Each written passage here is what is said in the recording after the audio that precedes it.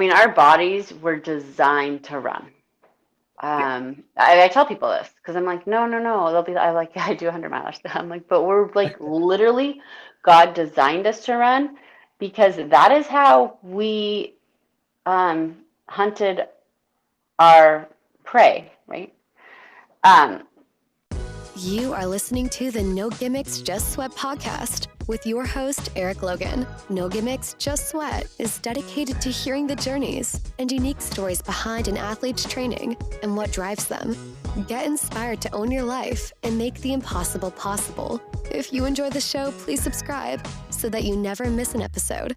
Also, please take a few seconds to rate the show and drop me a review. Now, let's get started with the show. Hello, and welcome to another episode of No Gimmicks, Just Sweat. And today we welcome Lisa Cabiles. Hopefully I'm not butchering your last name.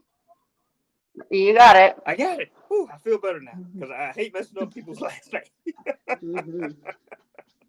How are you doing today? I'm good. Yeah, a little cold here. It's winter now, so but other than that, I'm good. Good, good. Thank you for coming on the show. It's an honor. Thank you for inviting me. Okay. As with every show, we kind of started off with, some kind of rapid fire questions, icebreaker questions. That allows Sure. the audience to kind of get to know you a little bit better, as well as, for me, who, I follow you online, we follow each other online, but it allows, me to kind of know a little bit more about you because I always find out something new, when I have these conversations. All right. So you ready? Okay. I am. All right. Morning runs or evening runs? Oh, it's morning runs, but they're not always that early. They're not started till 11 sometimes. It's still morning.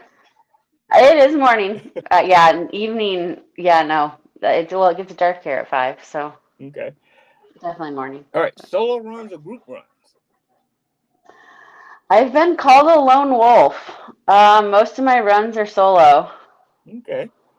But Not because I enjoy. I have a great running community here, but it's mostly because I'm a single mom working around my 3 kids' schedules, so I just have to work around their schedule. Right. That's mostly the reason. Understandable. Run on the treadmill or run outside? Oh, outside all day. I will run in almost any conditions except for ice. I cannot do the treadmill. I can't. I mean, if I have to, I will. I have done it. Okay. I've done long runs on the treadmill, but mostly outside. Okay. All right. Trail runs or road runs? Oh, I prefer the trail. I've been doing a lot of trail lately with a bit of vert, so yeah, I prefer the trail. Okay. Starting your day with coffee or tea? Coffee. All right. What is your favorite race distance to run? Honestly, it's a 100-miler. Oh, okay. Nice. Yeah, 50 to 100 milers, but 100 milers are my preferred. Go big or go home. Right? Yeah, it's just I don't know. Anyway. All right. So, what's your dream race to run? And it could be anywhere in the world. UTMB, but that's now nearly impossible to get into. So I may not ever run it because you need all these points now. Ironman's taken it over and made it very, very hard to get into. Okay. If you can go on a run or train with any celebrity or athlete, dead or alive, who would it be? Ryan and Sarah Hall. I was coached by Ryan Hall for a bit, and Sarah, their family's amazing. Oh, okay. See, I learned something else. See, I learned something new. I didn't know. All right, last one. Dream location anywhere in the world you want to go for a run. Just a calm, relaxing run. I am able to frequent Maui a bit, and I do really enjoy running there.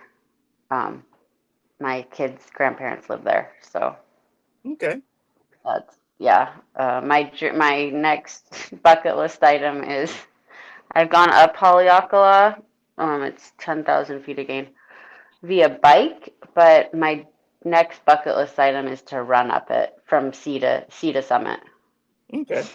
Nice. So yeah. Nice. All right.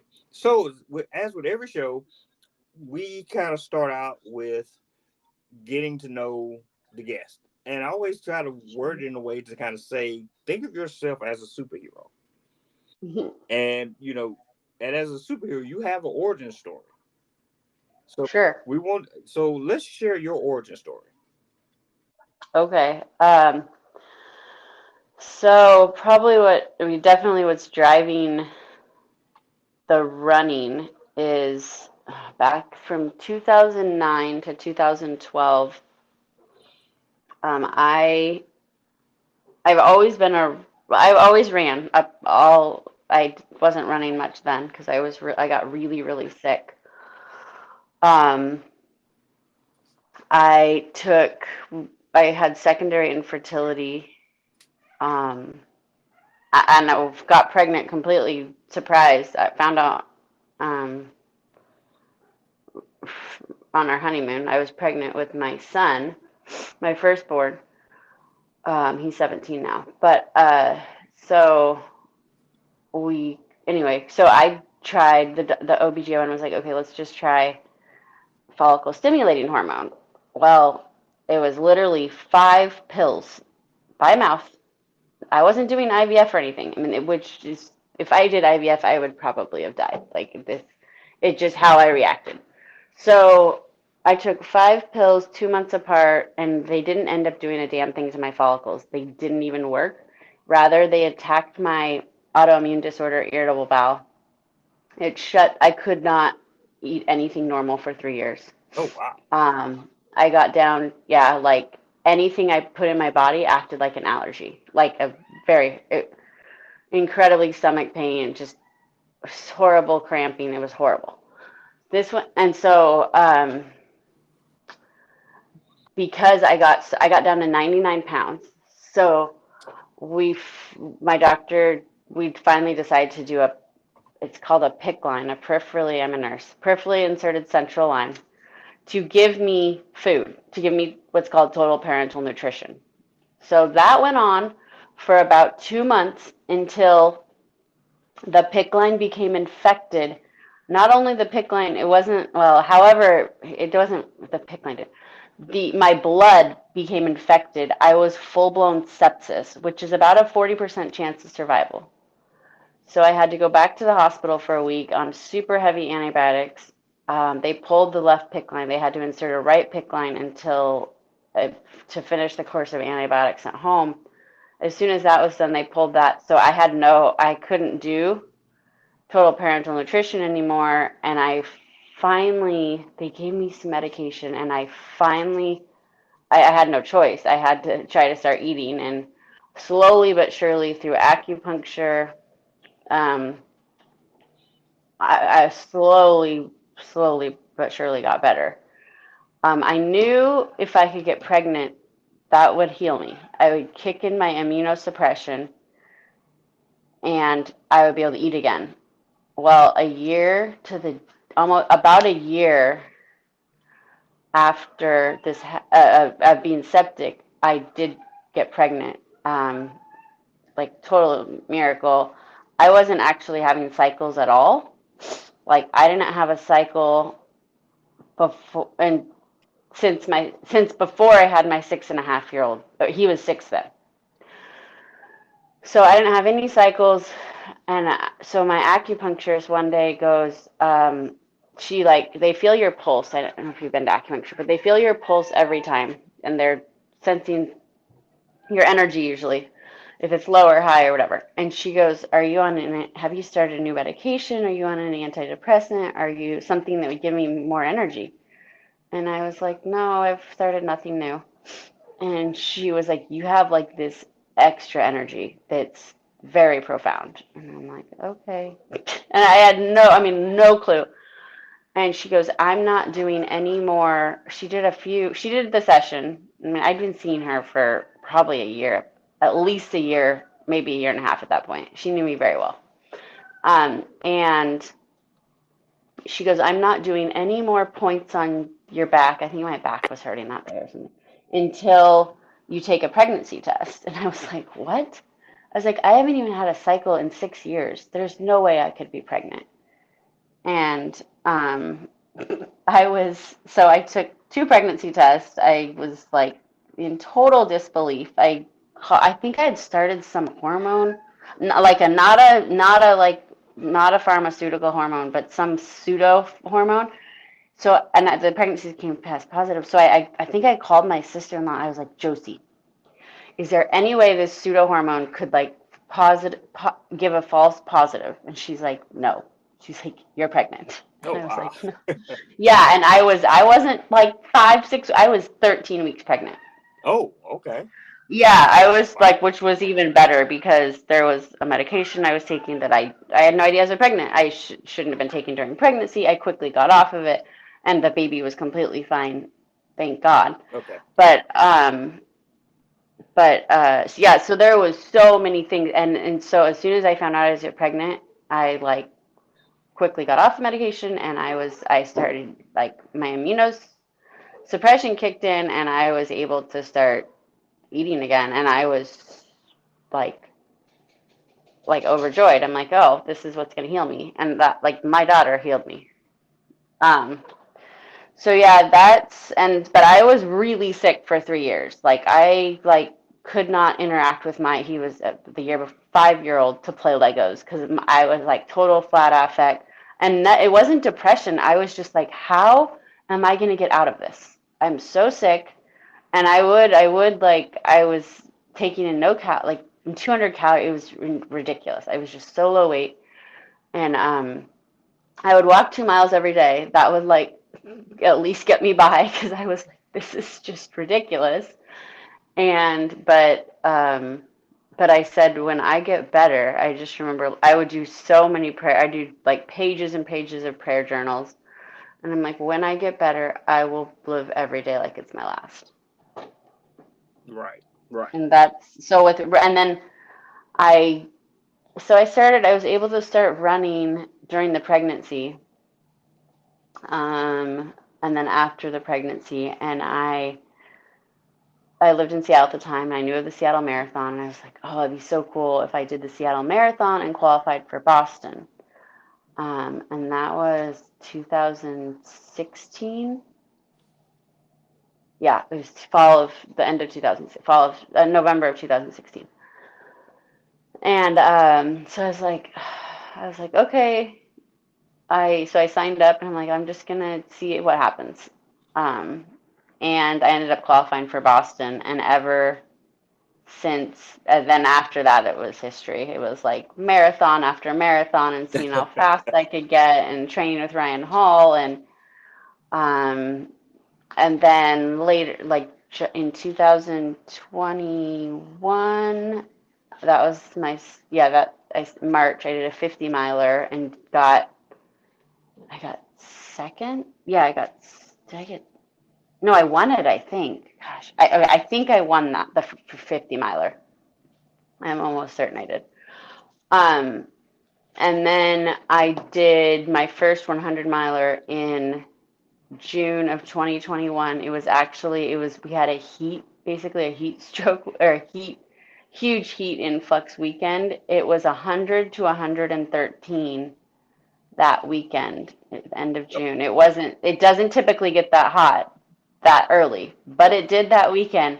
So I was one of 7 finishers in that race because everyone either didn't come or there were people that started and either they DNF'd or they dropped to like the 50K or the 10K or the 100K. So that was my first 100 miler.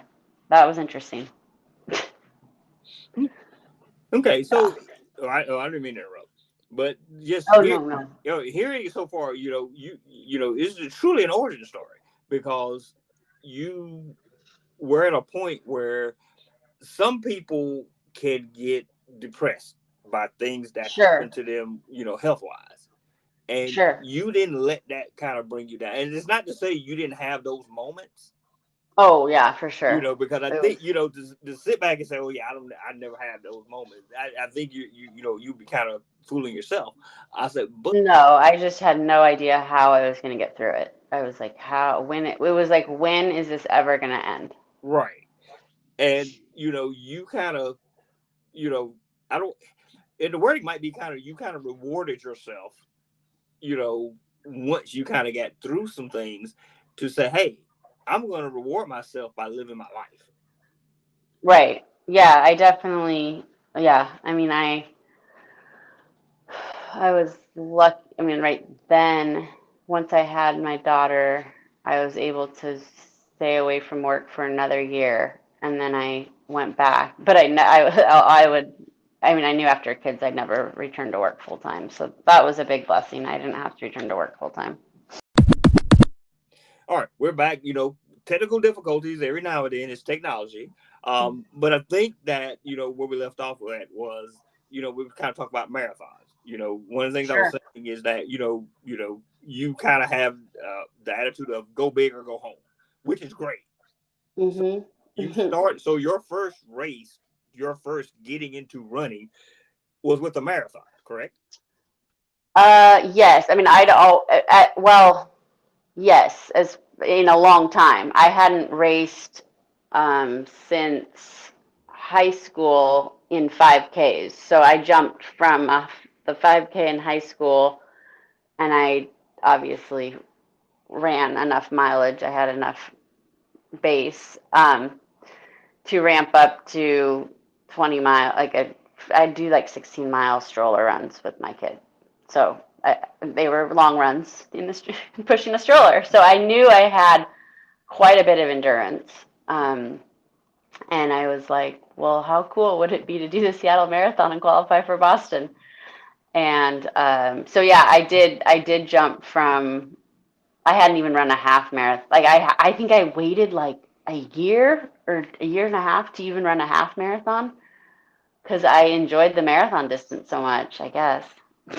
Well, that's how the addiction starts. You find that Right. particular race or Yeah. races or distance, Right. and you just kind of, you kind of get the attitude of, okay, I completed it, but I can do it better. Yeah. Yep. And and that's where the addiction starts. Sure. For sure. Runners joke, and we gotta say, runners, cyclists, just different types of athletes. We all joking like, yeah, we're addicted, but that's where it comes from, about being Right. even if it means like, okay, I ran it in this amount of time. Let me see if I can shave 1 minute off. Okay, I ran it again. Can I Yeah. shave 3 minutes off this time? Okay, can Right. I shave Right. 5 minutes off? And and that's how it just builds up. Right. Right. Yeah. Okay, so you ran your first marathon and you Hmm. qualified for Boston. Yeah. I had to wait till, so I qualified in November of 2016, Mm-hmm. but the Boston oh my, lottery or whatever, the window to apply is 1 week, this like the third or fourth week in September. So I just missed the cutoffs by a couple months for the 2000 for Boston 2017. So I qualified, but I had to wait a whole year and a half to run it. So I was like, well, I guess I'm going to keep running marathons for a while. I mean, I knew after that I was hooked anyway. But I was like, well, I guess I'm going to keep running these marathons because I have to train for a race that's a year and a half away. So yeah, I did. I did. So I don't know what the count was. Well, November. So probably the next year, 2017, I probably did 7 or 8 marathons. I did several. 7 or 8, okay. I did. I did One or several. two was a lot. And, I did several. Yeah, I was, because that's the beauty of Seattle. They have so many races. Like, I think I did Tacoma City. I think that 2016 I did Last Chance Marathon, which is December 31st. So I think I ended up doing 2 in 2016. But yeah, I did several marathons in yeah. I mean, when I was in the marathon training, or when I was doing marathons like solely, because now I really don't. I do some marathons for training runs for 100 milers, but I don't live in Seattle anymore, so it's not as easy to just go do a marathon every month. But um, so yeah, I was doing them like every couple months because it was so easy to enter them because I was right there in Seattle and they have so many races. But so now it's definitely like now I train, well, when I train for 100 milers, I'll just go do 26.2 miles for a training run on my Okay. own. So So it's yeah. just a little different now. So yeah, like I said, go big or go home. It is kind of cute that we used to say like, oh yeah, I just do 26 miles for a training run. It's like, yeah, this is Oh nothing. yeah, my friend, yeah. So But yeah, that's a good thing. That kind of shows how much you enjoy running, enjoy yeah, getting, I do. Yeah, enjoy life. yeah, Hey, I have this body, and this is what this body can do. right, So I'm gonna keep doing it as long as I'm permitted to do it. right. And I mean, I've seen. I guess as a nurse, I've seen such the other end of the spectrum Right. where people aren't taking care of their bodies, or they have a chronic illness, often because it's the mobility or comorbidities, it's just whatever it is. And so I'll give you an example. Did I um to my good friend Dana and another friend um, went circumnavigated Mount Hood on the Timberline Trail, and it's 40 miles. So in a day we did this 40 miles with 10,000 feet of climbing, Okay. and so my window of opportunity was not real. Like for the three of us to do it, there was some, just our window of opportunity was pretty narrow because, well, when they were able to do it, and I was like, okay, well, I'm off work these days, but I have to be at work on Friday or whatever. I think we went on a Thursday, and I had to be at work Friday morning at 7 a.m. So we went around we did this Timberline Trail, circumnavigated Mount Hood, and I had to drive back, it's about 2 hours. It wasn't a terrible drive, but I just tracked the Timberline Trail all day, ran it. Um, and I had to be at work the next day at 7 a.m. Well, I mean, it was just like I was in the most beautiful place. You see, like, there's four peaks you see, I think Mount Adams, Rainier, um, St. Helens, and there's one other one I want to say. At least three. Oh, and Mount Hood, so four. So you're looking at these amazing views all day, and the very next day, I was back at work, taking care of some people that are really sick, and it puts things in perspective very quickly that like you live a pretty blessed life to be able, and like what I'm able to do, I feel incredibly blessed. Yes. Yes. And it So is, and it's one of those things that you unconsciously take for granted until for you get sure, until you kind of till something is that aha moment, and you kind of go like, yo, I need to make the most of it. right. And I mean that definitely happened after this last when I this accident on October 3rd, um, 2023, this year, when I was on one of my last training rides for Kona IRONMAN. I was hit by a reckless driver while cycling. Oh wow. Wow. And obviously, I did not get to go to Kona. Instead, I was in the ICU for 3 days. I was in the hospital for 6 days. I have three children. They came to visit me in the ICU. my 17-year-old was amazing. He actually brought my 11 and 8-year-old to the ICU to try to see me. And that was when I was hit Tuesday. That was Wednesday. I wasn't in a coma. It wasn't ever a true coma. I was just very sleepy. And so I couldn't, and I wasn't really able to acknowledge them. And that was just like, I was just so hard on them. And so after going through that, I was like, okay. I mean, that it just really shifted my perspective in that, one, I will stick to trail. I mean, I love trail running is my first love. And I was like, okay, I think we're done with road cycling. As here particularly, it's honestly just not safe in this town, unfortunately. Okay. Seattle is actually safer, which shocks me. But the Seattle mayor has made a lot of effort to make it safe. There's cycling lanes that are almost as big as car lanes. Okay, nice. And they're for the bike commuters because the bike commuters need them, and the mayor's, motivating people to bike commute because the traffic's so bad anyway. So it's I love seeing the bike commuters in Seattle.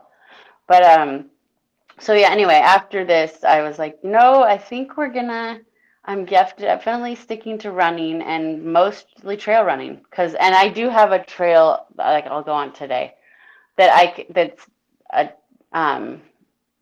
it's like a bike trail, so I won't have to, except for the crossings, road crossings, I won't have to deal with cars much. But to be on the road, I will not road run. Okay. If I do, it's a very brief. It's like less than a mile if I'm trying to get onto my trail or something. Yeah. And given, what you've been through, it's very understandable. I'm here in Georgia, so, there's a lot of country roads and back roads, Right. Kind of one of the reasons why I kind of like doing my long rides and stuff, like on Sunday mornings, because, right. there are certain stretches of highways that it's zero traffic. Right. Yeah, and I did, and fortunately, most of my rides were on country roads. I'm here, and so I mean, if I did it again, I'd rather run anyway. So it's like I'm like, you know what? I think I'm better. I mean, I love running anyway, but I was just like, I cannot come to terms with getting on a road bike again. But I tell people it's not me. Like if it was just me and I didn't have 3 dependents, I think I could get on a road bike again. Okay. But the fact that I have 3 kids and they saw me go through what I went through, I was like, I just can't do it again. Yeah, so that is completely understandable. Yes. That's kind of it. Yes. But you did try, as far as I did. I mean, I did an Iron. My goal. So I did the Ironman. I did my first Ironman in April. It was actually a month after back-to-back 100 milers that were 21 days apart. But I did Texas Ironman, and my goal was to qualify for Kona, and I did. So I was headed to go to Kona, but then I got hit by a car, and so I was like, you know what? I think maybe the Ironman sport is just not my calling. I think I'll stick to 100 milers. Well, but here's the thing. Look at you ran your first marathon, you qualified for Boston. Yeah. You participated in your first triathlon, and you qualified for Kona. Right. So right. That says a lot about you and your determination, right there. Yeah. So yeah, I mean, it would be amazing, but and they actually did finally get back to me, and they said I could go to Nice because now they're switching guys and girls every other year in Kona. Well, every other year women in Kona, and every other year guys in Kona. So I knew this next year was going to be in Nice, and I was just hoping to get into Kona in 2025, but that's fine. And I was like, you know what? I could go to Nice, but I'm like, it's going to be a lot of money, and and the fact, like, I would only do a lot of indoor training, and I just don't would not feel comfortable getting on the road. And Right. to go 112, when you have to do 112 miles, it you really do need to train outside, and I way Yes. prefer training outside anyway. Yeah. So I was just like, you know what? I think I'm good. I think I'm just gonna Right. stick to running. Yeah.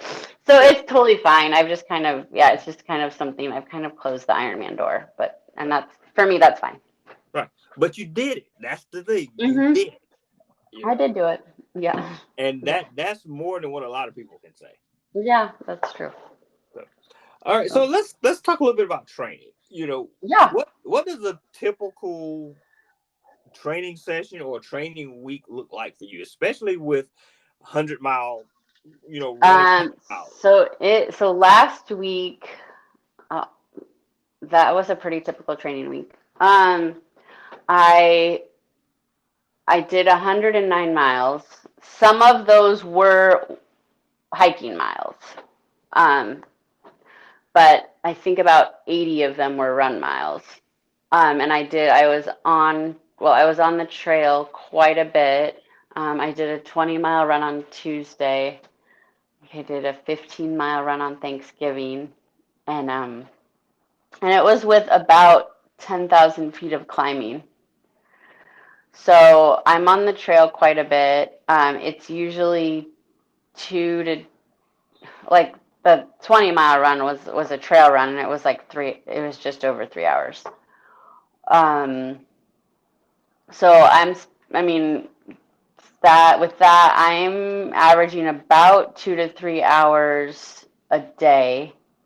That's just running, and that's not stretching or any recovery. And that's pretty typical for 20 hours is pretty typical for 100-mile training. Okay. So because that's such a long distance, Yeah. fueling is important. So what do you normally do for nutrition as well as fueling? Fueling, I do Mortein gel. I'll do Mortein gels. I am not, that's not the only thing I'll do. I'll do some honey stinger gels. Um, there's another product called Vespa Endurance. It's actually a liquid. But it's just like a little liquid pouch. I did that last on my 15-mile run, and that worked really well. So those are usually and I actually, honestly, I do these, well, some 13 to 15 to 20 miles. I do it so regularly during the week and I actually, a lot of times I don't carry fuel, and it's not, um, in the summer, probably more, or if I'm going faster, I feel like that's completely different. Like when I do track workouts, if I'm doing and I'll do like long track workouts, like 15 miles, then I'll bring fuel. But it's so cold right now that I don't bring fluid with me. I don't need it. Um, and I'll bring like one or two gels at the most. So I think in the winter I can get away with less. But I'm also not going as fast. So I think it really depends on your training session. Okay. So I gotta ask, do your kids run with you? Or They ran a lot of stroller miles with me. or they're just uh, like, Mommy, that's your thing? yeah, no. Yeah. During COVID, they came to the track with me um, at least once a week, sometimes twice a week. Um, and they would ride their bikes around the track or play in there's like a outdoor ninja course. It's a playground, but it's a ninja course. So they'd go play over there, and I'd bring them lunch, and so they they would just hang out at the track with me for a couple hours.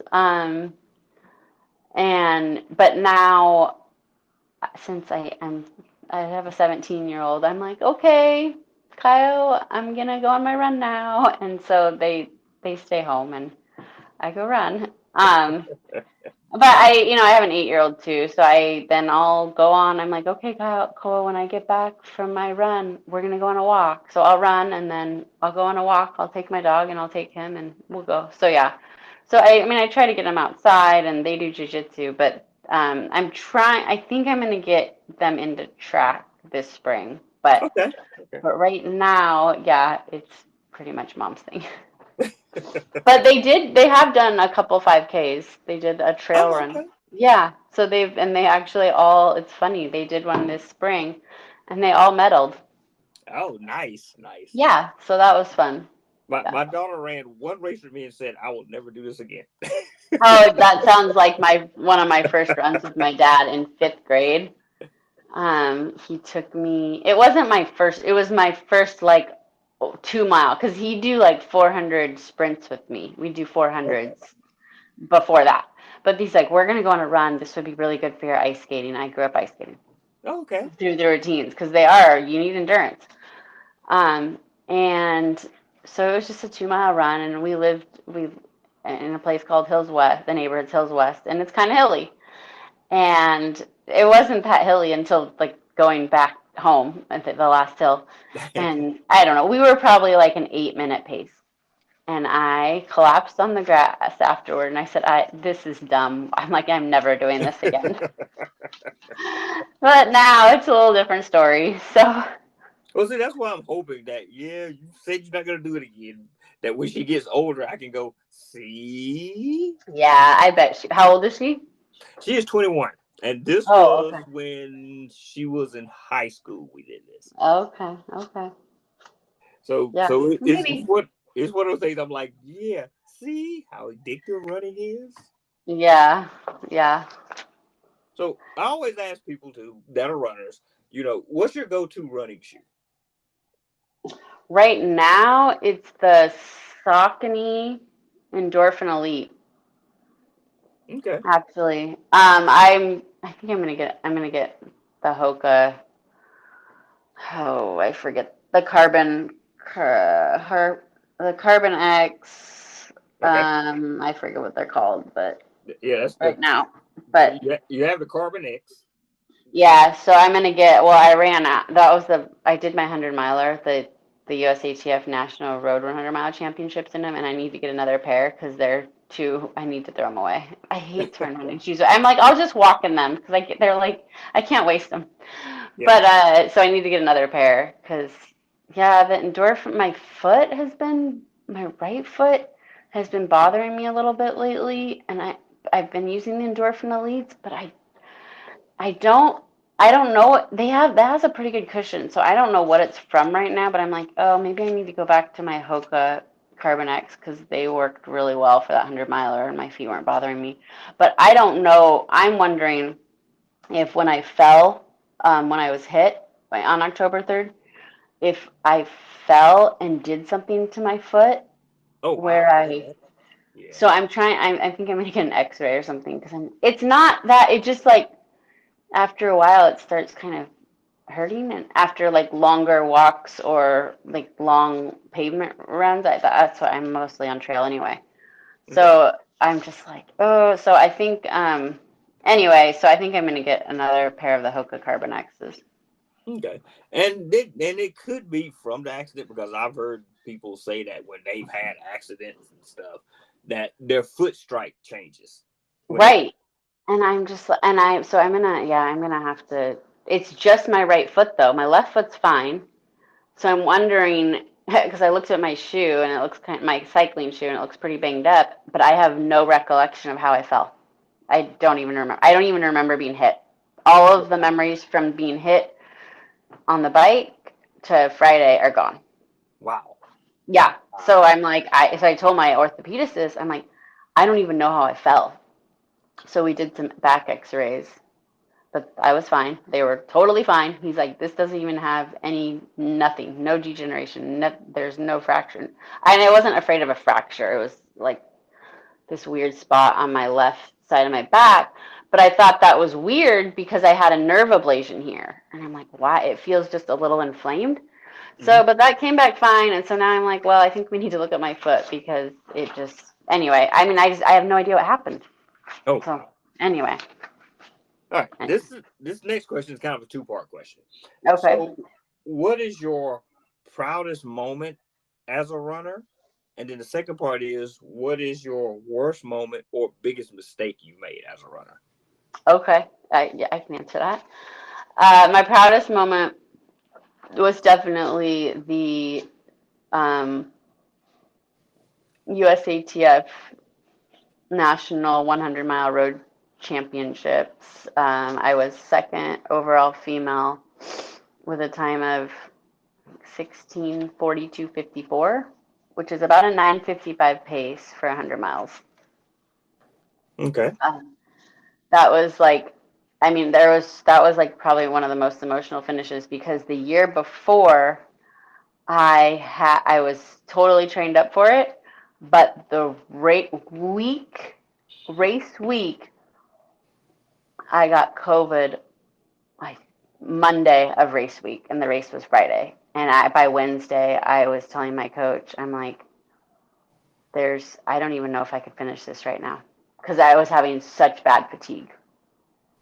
And he goes, well, we didn't go down to just, you didn't sign up to just go finish this. You signed up to like, and not that I signed up for that reason, Right. but the race director told me I had a high chance of podium finishing. So he was like, because he saw me win the 50 miler, he goes, you could podium at the 100 miler. And so that was my plan. I was going to do it that year. And I got COVID. Well, my son had gotten COVID, and I was like, just don't give it to me. And I got it Monday of race week. And Wednesday, I told my coach, and he goes, you didn't sign up for this race to just go down there and do it. You could possibly podium finish. And he goes, if that's how you're feeling now, I would not do it. And there's so many other things to 100 milers because a marathon I could have gotten through. I was like 26.2, I think I could get through that. But 100 miler, there's so many things that go into play. I mean, it's just so much more. You have to be 100% for 100 milers. Okay. Yeah. Oh, yeah. You got to have. Yeah. So I mean, you can't go in like feeling fatigued or like whatever it is because that's not going to work for a 100 miler. So yeah, it was a good call. I mean, it was devastating. I think I was pretty depressed for about a month. I mean, I had to stop running because of the fatigue was so bad because of COVID. And so I was just like, what do I even do? And I think I was triathlon training too then, so I could swim and bike. And that was, at least I could swim and bike. So that's what I did. And then about a month later, I started running again. But it was just like, and I was able to, and I thought I wasn't going to even do Badger 50 miler that year, but I wasn't going to do any of that race because I wanted to do the 100. And I actually was able to do the Badger 50 miler and I pulled into first, and then I got lost somewhere at the point and in the like 42 miles of the race in the orchards anyway, and so I ended up everyone was like, what happened, you were in first? And I was like, oh, I got lost.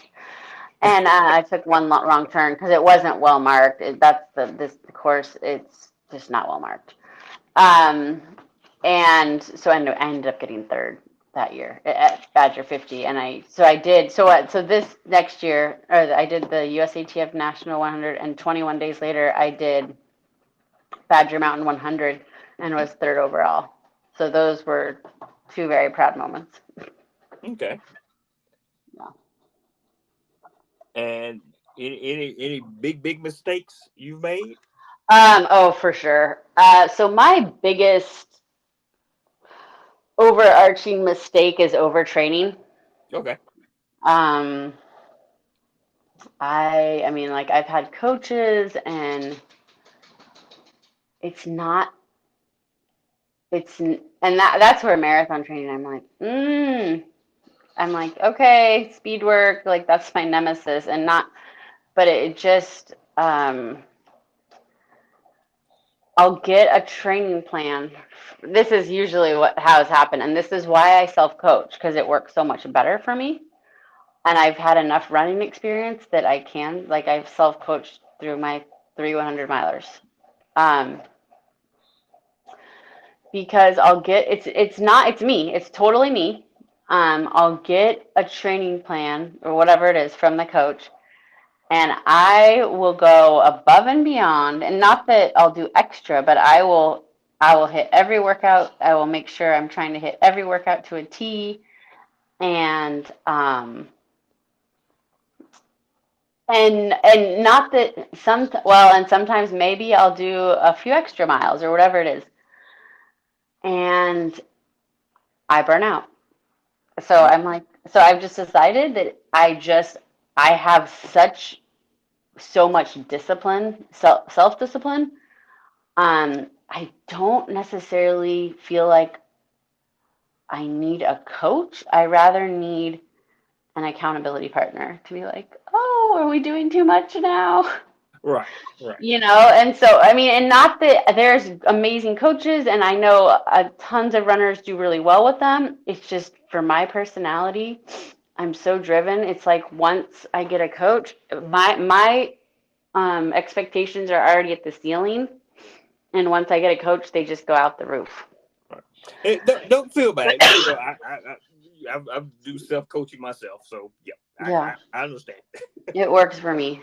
So, All right, you're a very positive person. Talking with you and hearing your story and stuff. yeah. So what would be your message? Just to someone who's just starting out, when that you're trying to get them to start running or just Hmm. start being active. And a Okay. lot of times, you know, as adults, our lives get busy, and we kind Right. of like, oh, it's too late for me to start that now. Oh, I'm not gonna have enough time. So, what Yeah. would be your message to someone? Oh, I would say, I mean, you're never too old. Like, I just don't.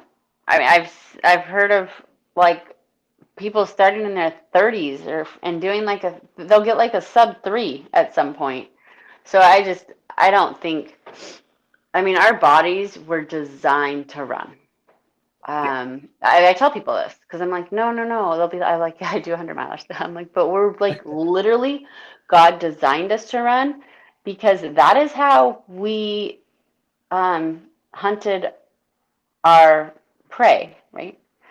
Um, because they would mammals pant, all animals, other animals pant, and we would run them down, hunt them down, and hunt and run them down until they passed out from panting. right. So we literally were designed to run. I'm like, no, you were actually born to do this. So you can do it. And I someone that's just starting out and they like don't do, if they're like don't do any exercise, I'm like, just start walking and Hmm. then like start kind of getting speed walk or seeing if you can get your walk faster, and then start running. I like start jogging, and then just see where it goes. And don't give yourself. I mean, like, don't just go from I'm gonna go from couch to a marathon. Just do Right. couch to 5K, and then just start slowly. I mean, you'll probably get addicted to it, and then just start increasing your mileage after that. Or, I mean, if you want to stay the 5K distance, stay that distance. Yeah. So And yeah, I would say, yeah, just take it, be gracious to yourself. yeah, and I tell people, I was like, you just kind of touched on something, that there are some people that they love just running 5Ks. Yeah, You have some people that love running 10Ks. You have some people that love running half marathons. right, It's whatever you like as an right. individual. Yeah, I have Not no. I necessarily mean, what everybody else likes or what's popular. right, right. And I'm like, people will, I'll tell people I run and what I like, the distance that, and they're like, oh my gosh. So like, I get it all the time. I feel like running is one of those things. It's a love-hate thing. They're either, oh my gosh, the only way I'd ever run is if a bear was chasing me. I'm like, okay. And then there's other people, like obviously like my running group and stuff, or other people, they're like, oh my gosh, I just love running. And we'll talk about it for hours, but there's other people, they're just like, no, if a bear's chasing me, I'll run, and that's it. I'm like, okay. Yeah, I laugh because I've heard that before. Unless Yeah. a bear chase me, I'm not running. Right. I'm like, okay. So yeah. All right. So what's next for you? What does 2024 have in store for you? So I am hoping, I wasn't gonna run it again because it's a hard course. It's 17,000 feet a gain, but I missed Javelina 100K because of the accident, and I missed Desert Solstice, which is it's coming up, but I'm not at the speed or to run 100-miler. I mean, I might be able to get through it, but it would not be good. And it's just too close. So, I mean, I don't have, I literally hit my first, well, I did 90-mile week before last. I did 109 this coming week, or this past week. But it's Desert Solstice. It's a 25-slot invitational, and I'm trying not to go out too far on a limb, but I would compare it to the Olympic trials for the 100-miler, because you have to qualify. You have to have a qualifying time. So the B qualifying time I met, it was under 17 and a half hours. So my 16:42 met that time, so I qualified. So that's what I was supposed to run. Sorry. So because I'm missing both of those, I'm hoping to do Badger 100 here again, locally, because I'm running those trails all the time anyway, so it just makes sense. And then come fall, I'm hoping to do Javelina, either the 100K or the 100-miler. If I get into Desert Solstice, I would run Javelina 100K. And then in December, I would do Desert Solstice. So if they'll take my time from 2023, I'll get in. And they may, because of the circumstances, they know what happened. Okay. If they were like, no, you need to do a time in 2024, then I would have to requalify, which means, so it just depends on if they'll let me in again, if I do it. Okay. Hey, like I've said, go big or go home. Yeah. So we'll see. Yeah. All right. So any last words you want to kind of share with the listeners? I would just say, like, don't ever give up on yourself, because life's short and we have one life and anything can happen. And so, yeah, just keep moving forward and kind of, yeah. And that's mostly it. Yeah. I mean, you say that's mostly it, but that's very good advice. We have one life, make the most of it, live it. Yeah. Yeah. Lisa, it's been great talking to you. You too. Yeah. If anybody wants to get in touch with you or follow you, how can they do so? So it's probably easiest if you just look me up, Lisa Cabiles, or it's Born to Run Free, but it's with an underslash after every single word on Instagram. Born to Run Free. Okay. So again, Lisa, thank you for coming on the show. Thank you. All right. Have a wonderful day. You too. Thank you for listening to this episode of the No Gimmicks, Just Sweat podcast. We really appreciate everyone who tunes in each week. If you enjoyed today's show, please support us by subscribing, rating, and reviewing this show wherever you listen to podcasts. And remember to tell your friends about the No Gimmicks, Just Sweat podcast, so we can continue to have awesome conversations with everyday athletes just like you. Until next time, have an amazing week.